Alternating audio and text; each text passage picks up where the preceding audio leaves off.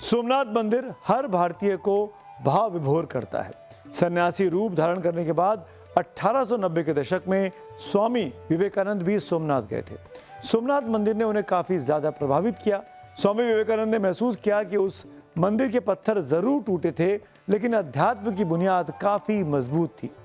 उसके बाद वो हिंदुस्तानियों को सोमनाथ मंदिर का हवाला देकर सिखाते रहे कि विनाश की नींव पर निर्माण कैसे किया जाता है।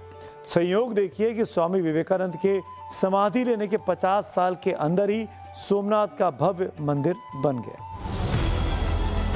सोमनाथ मंदिर की चर्चा ऋग्वेद में होती है।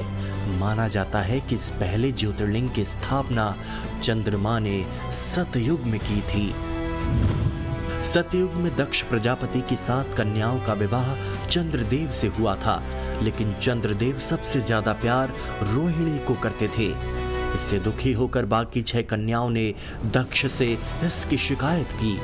इससे दक्ष इतने कुपित हुए कि उन्होंने चंद्रदेव को क्षय रोग से ग्रस्त होने का शाप दे दिया। इससे चंद्रमा की सारी चमक धूमिल पड़ गई। तब ब्रह्मा के कहने पर चंद्र ने धरती पर आकर शिव जी की पूजा की। शिव जी ने प्रसन्न होकर चंद्रदेव को क्षय रोग से मुक्त किया। जिस जगह पर चंद्रमा ने भगवान शिव की आराधना की थी, उसी जगह पर उन्होंने भव्य मंदिर बनाया, जो कि चंद्रदेव का एक नाम सोम भी है। इसीलिए उस ज्योतिर्लिंग का नाम सोमनाथ पड़ा। अरब सागर के तट पर स्थित इस मंदिर के निर्माण की कहानी कई चरणों से गुजरती गई। कहा जाता है कि सतयुग में जब चंद्रदेव ने इस मंदिर को पूरी तरह सोने से बनाया था, यहां तक कि मंदिर का गर्भगृह भी सोने का था। फिर त्रेता युग में जब रावण ने इस मंदिर को बनवाया था, तो इसे पूरी तरह चांदी का बनाया। वहीं द्वापर युग में भगवान कृष्ण ने चंदन से इस मंदिर का निर्माण कराया था। बाद में ऐतिहासिक दृष्टि से जब एएसआई ने मंदिर में खुदाई शुरू की, तो सदियों पुराने कई रहस्योद्घाटन होते चले गए।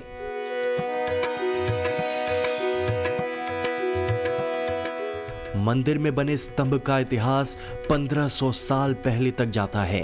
हालांकि वाण स्तंभ नाम का यह स्तंभ कब बना, इसे कोई नहीं जानता, लेकिन इस पर संस्कृत में जो कुछ लिखा है वो हजारों साल पहले भारत की उन्नत तकनीक को दर्शाता है।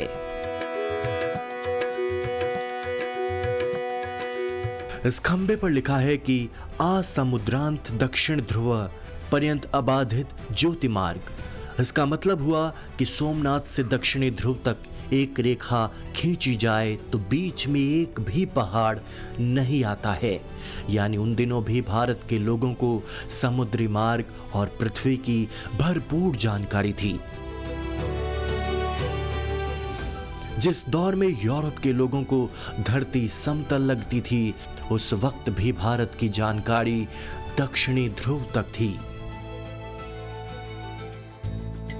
यहाँ गोमती नदी में स्नान को सबसे पवित्र माना जाता है, क्योंकि इस नदी में पानी सूर्यास्त के समय कम होने लगता है, लेकिन सुबह दिन चढ़ने के साथ बढ़ने लगता है।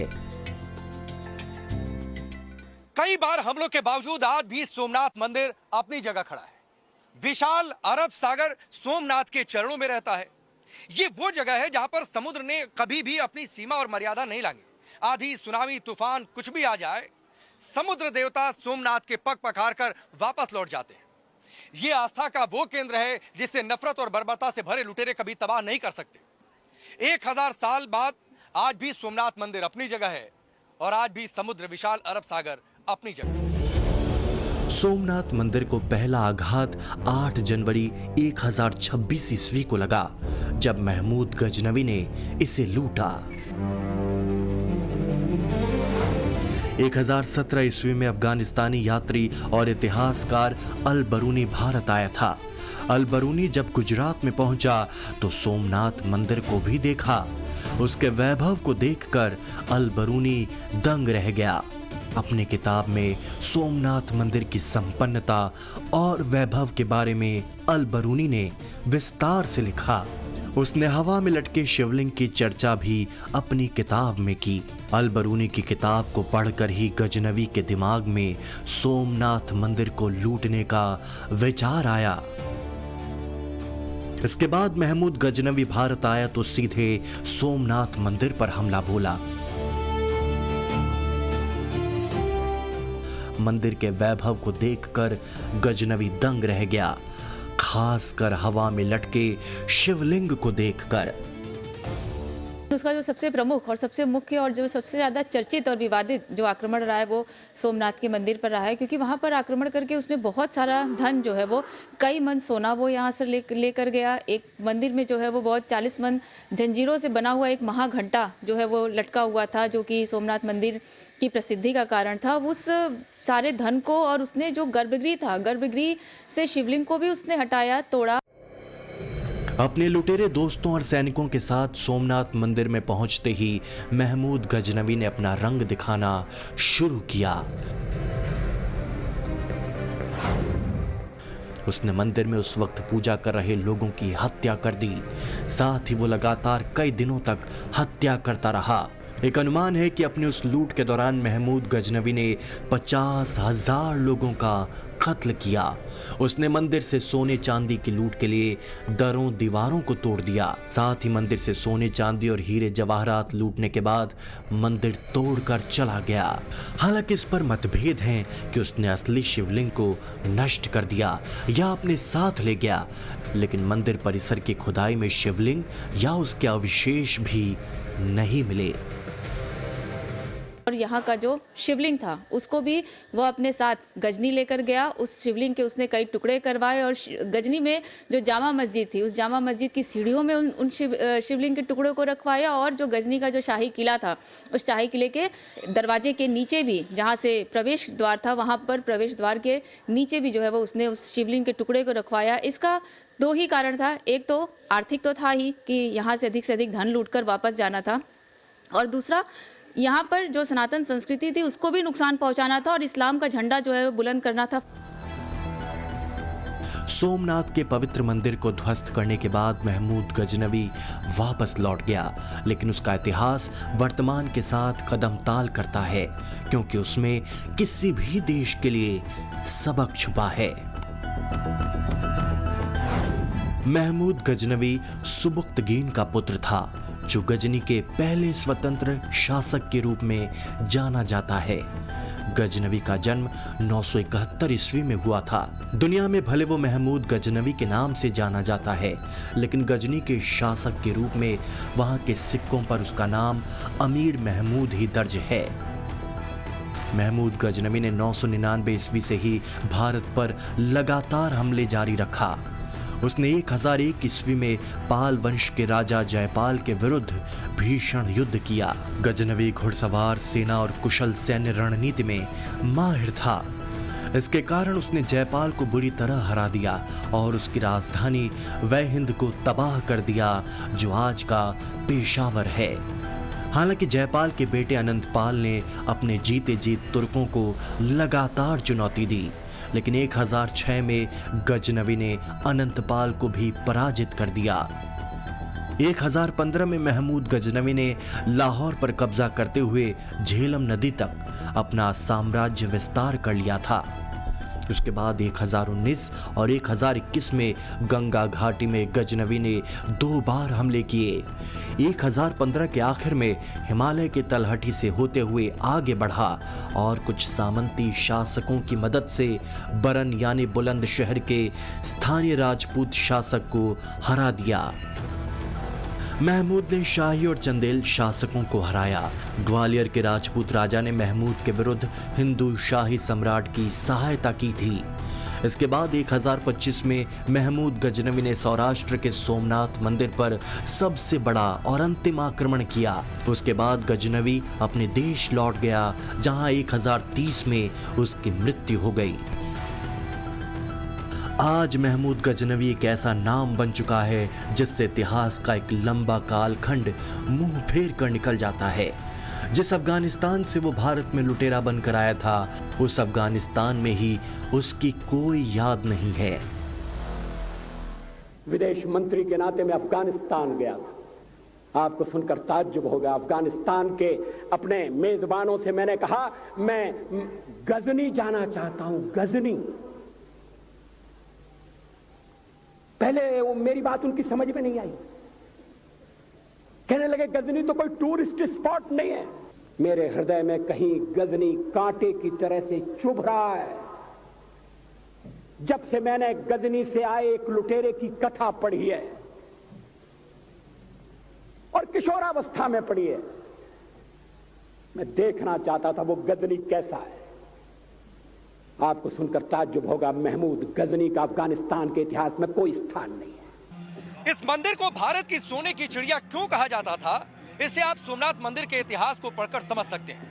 इस मंदिर में इतने हीरे रत्न सोने चांदी हीरे जवाहरात थे कि विदेशी आक्रमणकारियों की नजरें इस मंदिर पर गड़ी रहती थी। ये मंदिर भारत के आध्यात्मिक स्वाभिमान का तो प्रतीक है ही, संपन्नता की भी निशानी है, जो पहली बार 1000 साल पहले किसी विदेशी आक्रमणकारी महमूद गजनवी के द्वारा बड़े पैमाने पर लूटा गया था। सोमनाथ मंदिर में लूटपाट और रक्तपात करने के बाद महमूद गजनवी तो लौट गया, लेकिन मंदिर निर्माण की ज्वाला भारत के लोगों के दिल में धधकती रही। बाद में मंदिर का निर्माण गुजरात के राजा भीम और मालवा के राजा भोज ने कराया। इन राजाओं ने फिर से सोमनाथ मंदिर को भव्यता देने का शानदार प्रयास किया। सोमनाथ मंदिर की भव्यता और उसके प्रति हिंदुस्तानियों की आस्था को पहले अफगानिस्तान से आए अल-बरूनी ने वर्णित किया, फिर इटली से आए मार्को पोलो ने। अल-बरूनी और मार्को पोलो के वर्णन के मुताबिक सोमनाथ मंदिर अत्यंत समृद्ध था। मंदिर के खर्चे के लिए 10,000 गांव शामिल थे। मंदिर में भगवान शिव का अभिषेक गंगा जल से होता था। पूजा के लिए कमल का फूल कश्मीर से आता था। गर्भगृह में हीरे जवाहरात जड़ित मूर्तियां थीं और मंदिर में भगवान की पूजा के लिए 1000 पुजारी हमेशा तल्लीन रहते थे। उस भव्यता और वैभव ने विदेशी हमलावरों के लालच को बढ़ा दिया। दुर्भाग्य का पीछा सिर्फ महमूद गजनवी के हमले तक सीमित नहीं था, बल्कि बाद में भी मंदिर पर हमले हुए। 1299 में अलाउद्दीन खिलजी ने अपने भरोसेमंद उलूग खान को हमले के लिए भेजा।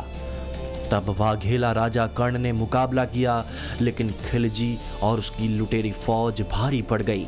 तब खिलजी के लोग घोड़े पर सामान लूट कर जा रहे थे, तो रास्ते में जालौन के राजा बिरमदेव ने युद्ध किया, जिसमें उन्हें वीर गति मिली। तीसरी बार सोमनाथ मंदिर पर हमला मुगल शासक औरंगजेब ने किया। औरंगजेब ने भी सोमनाथ के मंदिर को लूटा और वहां से बहुत सारे आभूषण लूट कर ले गया। औरंगजेब मुगलों में से एक सबसे क्रूर शासक था और उसने 1665 में 1665 में सोमनाथ मंदिर को नष्ट करने का आदेश दिया। उसके बाद बहुत सारा प्रयास किए गए, लेकिन तभी वो हो नहीं पाया ज़्यादा डैमेज। इसके लिए उन्होंने फिर 1706 में उसे डिमोलिश करने का आदेश दिया। डिमोलिश माने उसको पूरा ध्वस्त करने का, और वो ध्वस्त करके उधर एक मस्जिद का पुनर्निर्माण करने का एक प्रयास भी किया। लेकिन हर बार आक्रमण से हुए विध्वंस के बाद निर्माण ज्यादा उत्साह के साथ किया गया। औरंगजेब वाले हमले के बाद 18वीं सदी में इंदौर की महारानी अहिल्याबाई होलकर ने सोमनाथ के पुनर्निर्माण में महत्वपूर्ण भूमिका निभाई थी। 1951 में 7वीं बार मंदिर का भव्य निर्माण हुआ। नए मंदिर का निर्माण प्राचीन मंदिर कला विशेषज्ञ प्रभाशंकर सोमपुरा की देखरेख में किया गया। इस मंदिर का निर्माण प्राचीन नागर शैली में हुआ है। मंदिर की ऊंचाई फर्श से लेकर छत तक 155 फीट है। गर्भगृह में 1 मंजिल और शिखर तक 7 मंजिलें हैं। मंदिर का सभागृह और नृत्य मंडप 3-3 मंजिल के हैं।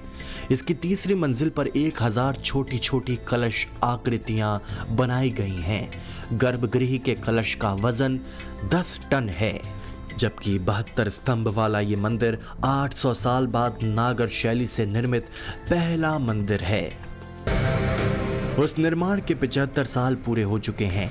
आज़ादी के बाद हिंदुस्तान के नवनिर्माण के समांतर सोमनाथ में भगवान शिव के भव्य मंदिर का निर्माण आज राजनीति की कसौटी पर भी कसा जाता है।